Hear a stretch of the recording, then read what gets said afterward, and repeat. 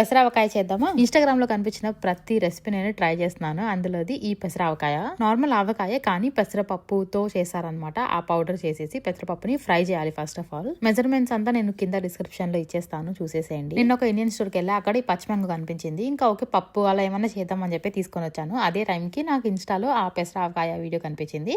Okay let's do అని చెప్పేసి video start చేసేసా. ఇందులో వచ్చేసి మనం ఆవకాయలో అయితే మెంతిపిండి, ఆవపిండి అవన్నీ యూస్ చేస్తాం కదా. ఇక్కడ ఓన్లీ పెసరపిండి అనమాట. ఇంకా అవేమి యూస్ చేయము. జస్ట్ అవి చిన్న చిన్న పీసెస్ కట్ చేశాను. ఒక్క మ్యాంగోనే చేస్తున్నాను కాబట్టి నేను స్మాల్ పీసెస్ చేసేసాను.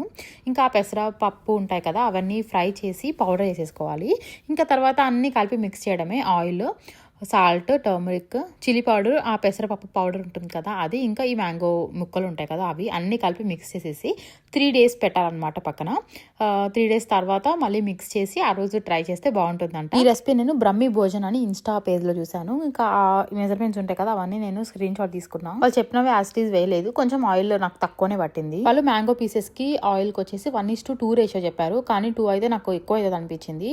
సో నేను 1:4 రేషియో తీసుకున్నాను. 1 cup ఆయిల్ అయితే 4 cups మ్యాంగో పీసెస్ వచ్చేలాగా చేశాను అనమాట. గ్లాస్ జార్ లో పెట్టేసి పక్కన పెట్టేశాను. 3 days తర్వాత మళ్ళీ చూద్దాం ఎలా ఉందో. ఇంకా ఇప్పుడు ఈ పచ్చడి చేసిన బౌల్ ఉంటుంది కదా, అందులో కొంచెం అన్నం వేసుకొని కలుపుకొని తినాలన్నమాట. అది మ్యాండేటరీ థింగ్ మనం పచ్చడి చేస్తే. నా దగ్గర వేడి రైస్ లేదు, మార్నింగ్ వండింది ఉంది. సో అదే వేసుకొని తిన్నాను. స్టిల్ చాలా చాలా బాగుంది. కొంచెం గీ కూడా యాడ్ చేశాను. చాలా బాగుంది. ఇప్పుడే మేబీ 3 days తర్వాత ఇంకా బాగుంటుంది. That's it for this video. Thank you.